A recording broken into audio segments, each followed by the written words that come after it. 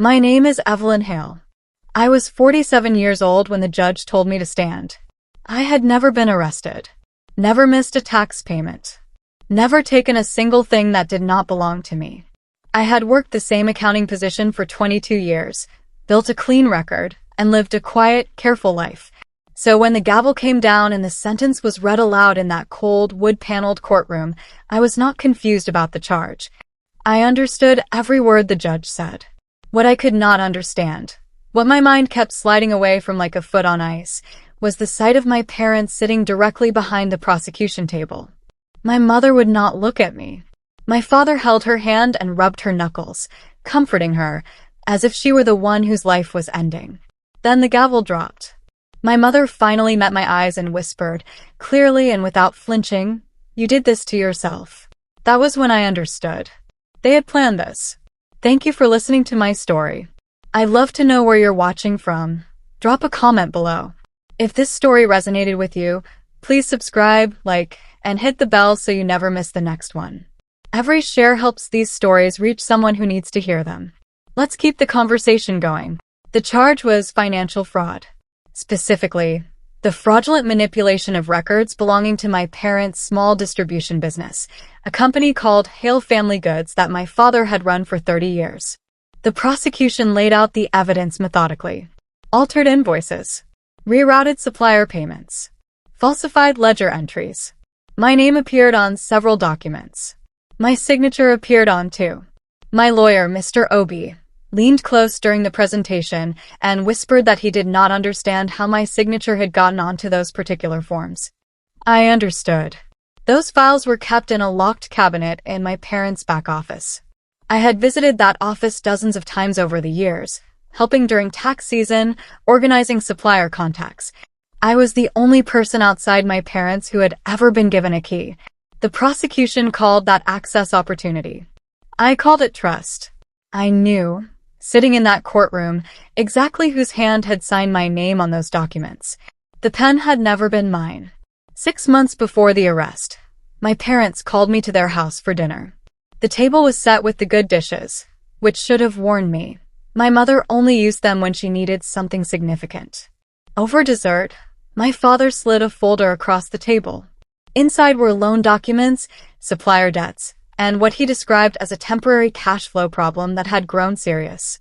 He needed me to sign paperwork that would restructure the debt under a different account arrangement. He called it internal bookkeeping. My mother watched me with that particular expression of hers, patient on the surface, hard underneath. I read the documents carefully. They were not internal bookkeeping. They were a transfer of liability. If I signed, the debt legally became mine. I pushed the folder back across the table. I told them I could not sign something dishonest. I offered to help them find a legitimate financial advisor instead. My mother picked up the folder without looking at me and said very quietly, "Then you are no daughter of mine." I understood the full price of that sentence the morning the handcuffs went on.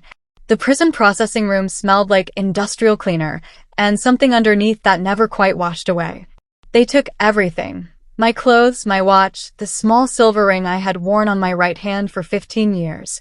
They gave me a number and a uniform and a narrow bed in a room I shared with 3 other women. That first night I lay on my back and stared at the ceiling and let myself feel the full weight of what had happened. Not the conviction alone. The deliberate, calculated decision my parents had made to sacrifice me rather than face their own consequences. They had not panicked and pointed at me in desperation. They had planned it carefully.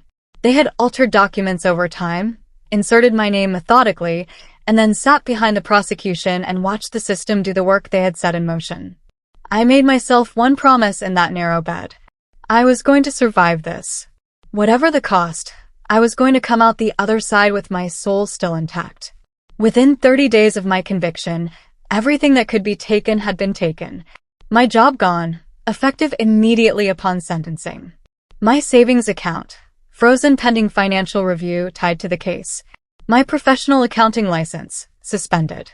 My apartment lease terminated because of a morality clause buried in the contract I had never thought to worry about. I wrote to my parents twice in those first weeks. Real letters, handwritten, not angry. Just asking for the truth, asking them to speak to someone who could help correct what they had done. Both letters came back unopened, the envelope stamped with the facility's return address in my own handwriting. I sat with those returned envelopes for a long time. I put them in the small box under my bed where I kept the few things I was allowed. I stared at the ceiling of that narrow room and breathed. Then one afternoon, the mail officer handed me an envelope that had not been returned. It carried a return address I did not recognize. The letter was from a man named Oscar Owusu. He had worked as an external accountant for Hale Family Goods for several years before quietly resigning about 8 months before my arrest. His letter was brief, a single paragraph, neat and careful, without unnecessary words. He said he had followed the trial in the local news. He said he wanted me to know one thing, and he wrote it plainly. My parents had blamed me because I was the only person connected to the business whose record was completely clean. Every other person with access to the accounts, including Oscar himself, had signed off on at least one questionable document during the period my parents were restructuring their debt. I was the only one with no fingerprints on anything irregular, which made me, in their calculation, the most believable person to frame. He said there was proof of what had actually happened. Then he added the sentence that both lifted and broke me at once. He was not yet ready to say any of it in public. I wrote back to Oscar carefully. I did not pressure him or make demands. I simply asked him to share whatever he was comfortable sharing, and I would figure out what to do from there. He replied within 2 weeks. Over 3 letters exchanged during the following 6 months, he explained the full shape of what my parents had done. The money had been rerouted from supplier accounts long before my name appeared on any document, beginning almost 2 full years before my arrest. The documents bearing my name had been created and backdated after I refused to sign the liability transfer at dinner. Oscar had seen the original files. He had even made copies of several key documents before resigning, trusting an instinct he could not fully name at the time. He still had those copies. The problem was that he had a family, a new position at a firm that did not know about his time at Hale Family Goods. He was afraid of what testifying would cost him personally. Without his voice, I had paper but no way to make it speak. My appeal was filed 8 months into my sentence. Mr. Obi had connected me with a pro bono appellate lawyer named Ms. Adiz Nwosu, who reviewed the case and agreed the original defense had missed several procedural angles worth pursuing. We filed on 3 grounds. The hearing was scheduled, then delayed, then rescheduled. When it finally happened, I rode 2 hours in a transport van at 5 in the morning and sat at the table beside Ms. Nwosu in my prison-issued clothes. My parents attended. They sat in the gallery with a new lawyer, someone sharper and more expensive than the original proceedings had required, which told me they had found money somewhere. They sat straight and stone-faced, performing the dignified grief of wronged parents. When the judge denied the appeal, citing insufficient new evidence, my mother's expression did not change at all. But something in the corner of her mouth moved. I saw it clearly from across the room. It was the smallest possible smirk, and it was more than enough to keep me going. After the denied appeal, I made a firm decision. I stopped directing my energy toward grief and redirected it entirely toward understanding. The prison had a library, not large, but functional, with a decent legal section that inmates had quietly expanded over the years through donations and requests. I began working there 3 mornings a week, shelving and cataloging, which gave me access and time. I read case law. I read financial crime statutes. I studied appellate procedure until I could recite sections from memory. I was not trying to become a lawyer. I was trying to understand the exact shape of what had been done to me, well enough to find where it had been done carelessly. Because people who commit fraud with confidence make careful choices, but they also make assumptions. And assumptions examined closely enough always leave gaps. I read and took notes and read again. Then 2 years into my sentence, on a quiet Tuesday morning in the library, I found something Ms. Nwosu had not seen. It was a clerical inconsistency in the original financial filings submitted as evidence. A specific set of invoices, dated to a period when the prosecution claimed I had been actively manipulating accounts, carried a digital timestamp from the business accounting software. That timestamp was embedded in the file metadata. It recorded not just the date a document was created, but the workstation identification number that had generated it. I had learned enough about financial document law to understand that this metadata, if accessed and compared against the business equipment records, would show definitively which computer had produced those files and exactly when. My name was associated with one specific workstation. If those documents had been generated on a different machine, on dates I could prove I was not physically present at the office, the entire timeline of the accusation collapsed completely. It was small and technical and required someone with the right expertise to present it properly.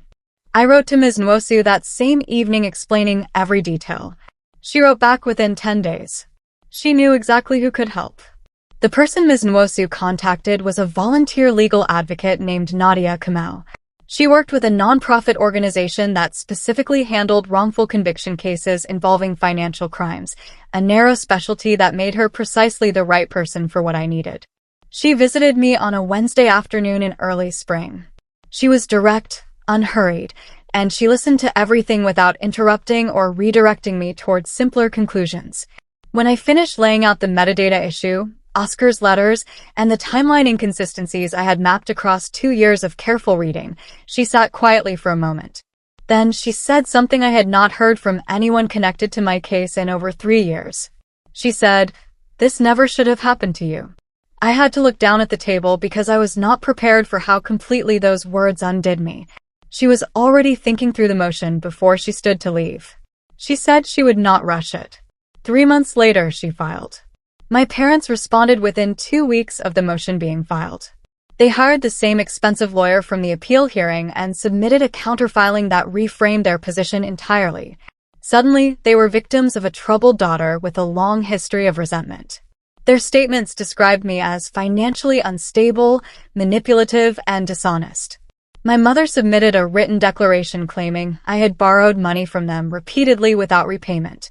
My father's statement described incidents from my childhood that had no connection to the case but painted a picture of someone whose character made the original accusation feel natural. None of it was true. But it did not need to be provably true. It needed only to create enough doubt to slow the motion down. Nadia called me after the counterfiling. She was calm. She said this kind of aggressive response was actually a sign that the motion had frightened them. She said frightened people generate paperwork. And paperwork, in a financial fraud case, was precisely what we needed more of. She kept working steadily while the motion stalled in scheduling. 4 years into my sentence, my aunt, my mother's older sister Constance, who had maintained a quiet and kind correspondence with me throughout my time inside, wrote to tell me that my parents had sold my childhood home. The house where I had grown up. Where my grandparents had lived before my parents inherited it. Where every photograph of my early life existed in rooms I would never walk through again. It had been sold to a property developer and was already scheduled for demolition. The sale price appeared in public records. Constance, who had some financial understanding, noted that the amount was significantly above the local market average, suggesting the deal had involved prior arrangement. She also noted that the proceeds appeared to have been distributed in a way that did not align with the outstanding debts my parents had claimed during the original trial. She did not use the word suspicious. But she folded the public records receipt neatly inside her letter like someone who understood exactly what she was handing me. It was a trail, and we both knew it. Nadia recognized the significance of the property sale immediately. When proceeds from an asset sale do not align with documented liabilities in an active fraud case, it triggers mandatory financial review under disclosure laws. She filed a supplementary motion drawing the court's attention to the discrepancy. A financial investigator was assigned. The audit that followed pulled records connected to the sale, the receiving accounts, and the full distribution timeline. What emerged over the following months directly contradicted the prosecution's original narrative. Certain financial movements predated my involvement in the business by over a year. My name, examined against actual transaction records rather than altered documents, appeared nowhere in the original chain of transfers. It appeared only in documents created afterward, the same ones flagged by the metadata inconsistency Nadia had already presented. The investigators brought their findings to the district attorney's office without announcement or fanfare. The case was quietly reopened for full review. Nadia called me on a Thursday afternoon and said 4 words I had waited years to hear. "We are getting close." They released me on a Tuesday morning in October, pending full review of the case. There was no ceremony, no press at the gate, no familiar face holding a sign. A corrections officer handed me a bag containing the personal items I had arrived with, a bus voucher, and a printed instruction sheet about check-in requirements during the review period. I walked through the gate and stood on the sidewalk in the October air and breathed slowly. The sky was pale blue and clean-looking, the particular color of early autumn mornings. I stood there for several minutes. Then I checked the bus schedule and started walking. My old phone, returned with a dead battery, eventually charged enough at a public library to show 47 unread messages from numbers I did not recognize. At the very bottom of the list, from a number I knew without needing to think about it, was a voicemail from my mother. She was crying. She said they needed family. She said she knew I would understand. She said we were all each other had. I saved the voicemail and did not call back. I did not return either of my parents' calls. I saved every voicemail because Nadia had told me clearly to document everything going forward. The financial investigators had frozen my parents' accounts as part of the ongoing case review. The expensive legal strategy they had deployed against my motion had drawn scrutiny to transactions that might otherwise have remained unexamined. My mother called 3 times that first week.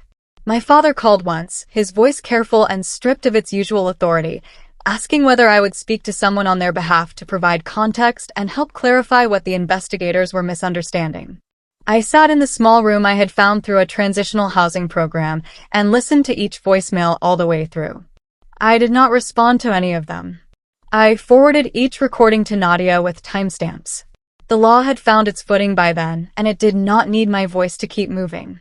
It was already speaking clearly enough on its own, in the language my parents had always understood best: consequences. Oscar Owusu received his subpoena on a Friday. Nadia had petitioned for it after the financial audit confirmed that his original unaltered document copies, if they existed and could be authenticated, would constitute direct material evidence in the reopened case. He had told me he was afraid. I understood that fear completely and held no resentment toward it. But a subpoena removes the burden of choice, which sometimes makes doing the right thing easier for people who want to act but cannot bring themselves to volunteer for the personal cost. Oscar appeared in court carrying a sealed folder he had kept for over 5 years in a fireproof box at the back of his home office. The documents inside were intact, unaltered, and clearly dated.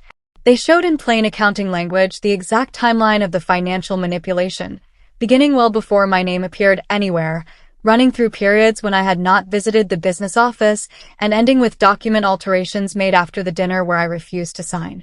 When the forensic accountant finished explaining the findings, the courtroom went completely quiet. The judge took 2 days to review the full findings before reconvening court. When she read the ruling, her voice was measured and deliberate, the tone of someone who has seen serious things and learned not to perform them for the room. She stated that the evidence demonstrated the documents used to secure my conviction had been materially altered after the dates they claimed to record. She confirmed the metadata analysis showed key files had been generated on a workstation I had never accessed. She said the financial timeline established by the original unaltered records was incompatible with the prosecution's theory of my involvement. She vacated my conviction. She used the phrase wrongful prosecution facilitated by fabricated evidence. She said my name in the same sentence as the word innocent. My parents sat in the gallery and did not look at me. My mother, who had once whispered, "You did this to yourself," as the first gavel fell, stared at her own hands. Their lawyer leaned close and spoke quietly to my father. But the judge was not finished. Not even close. The district attorney's office had prepared charges in advance, anticipating the direction of the evidence review. When the judge finished vacating my conviction, the prosecutor stood and formally filed criminal charges against both of my parents. Financial fraud, fabrication of evidence, obstruction of justice. My mother's head came up sharply when she heard her own name read aloud in that context. She looked across the room and found me, and I watched her mouth form my name, not as a greeting, not with warmth, but the way people say a word they cannot believe has turned against them after years of being their most useful tool. My father sat completely still. His lawyer placed a hand on his arm. The court officer moved toward them. I had been asked beforehand whether I wished to make a victim impact statement. I had said yes without hesitating. Not because I wanted to destroy them publicly, but because the truth deserved to be spoken aloud in the same room where the lie had once been accepted as fact. I stood when the judge called my name. I did not raise my voice. I had spent a long time thinking about what I wanted to say, not to craft something that would wound them, but to ensure I said only what was honest and left out everything that was not. I told the court what those years had cost me. The job I had built carefully over 2 decades. The professional reputation earned slowly and lost in a single news cycle. The relationships that had not survived the conviction. Colleagues who stopped reaching out. Friends who did not know what to say and eventually said nothing at all. I described the prison library on Tuesday mornings, studying law not because I loved it but because it was the only tool remaining to me. I talked about Oscar's first letter and what one honest sentence from a stranger had meant after years of silence from my own parents. I did not call them cruel in front of the court. I did not describe what I thought of them. I only described what they had chosen, and what that choosing had weighed. When I sat down, the room held its silence a moment longer than it needed to. The trial that followed was not long. The evidence was thorough and the defense had very little to work with once Oscar's documents and the forensic accounting report were fully entered into the record. My parents were convicted on all primary counts. There was no dramatic courtroom moment, no breakdown, no confession, no sudden surge of remorse performed for the gallery. Just a jury reading a verdict and a judge recording it, and my parents sitting at the defense table while the consequences of a decision made years ago arrived, finally and completely at their feet. I was present in the courtroom. I had every right to be and I used it. When it was over, I gathered my things and walked toward the exit. I passed within a few feet of where my parents sat with their lawyer. I did not stop. I did not speak. I did not need to. I was walking out of that building free, cleared, with my name restored. Every step toward the door was the only statement that mattered. The formal exoneration was published in the same local outlets that had covered my conviction years earlier. My name appeared this time in a different kind of sentence. The nonprofit Nadia worked for issued a statement. The district attorney's office issued a statement. My former employer reached out through a representative, expressing deep regret regarding my termination. A compensation process was initiated through the state's wrongful conviction program. Not a large sum, and nothing capable of returning years, but an acknowledgement in the form that institutions use when they must finally acknowledge things. I declined every interview request. I had nothing to perform for anyone watching. The people who needed to know what had happened now knew. My Aunt Constance wrote me a letter I kept in the box alongside the 2 returned envelopes. 2 former colleagues sent emails that I answered briefly and warmly. My parents, now in custody awaiting sentencing, submitted a written request through their lawyer, asking whether I would write a character letter on their behalf. I forwarded it to Nadia and asked her to respond professionally. The letter from my parents arrived about 6 weeks after sentencing.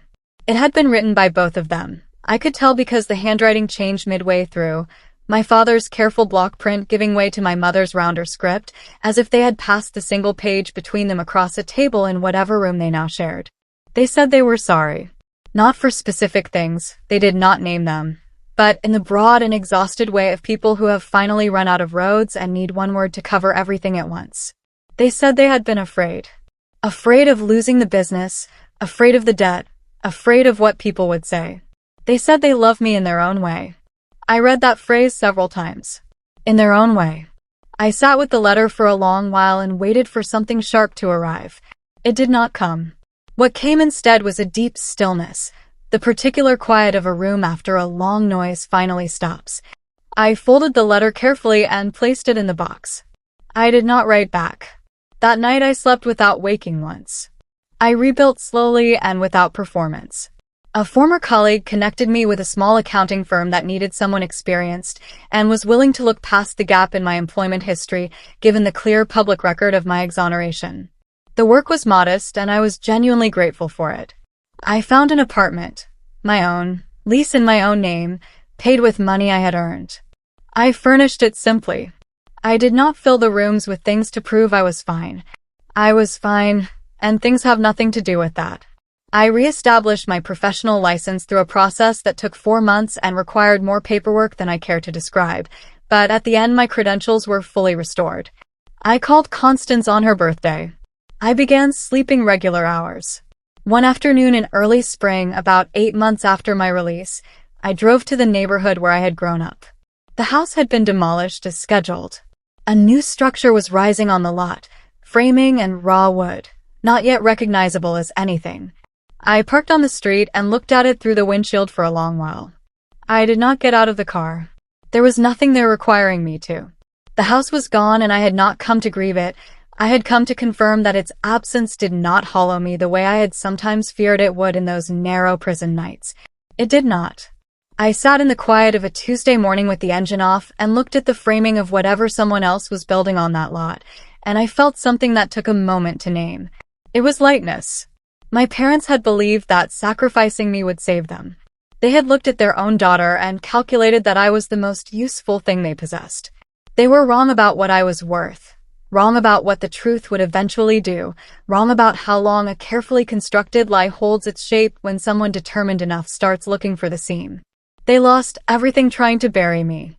I lost years, real and irreplaceable years, but I kept the one thing they could never forge, alter, or take away. I kept myself. And on that Tuesday morning, in the clean spring light, that was more than enough.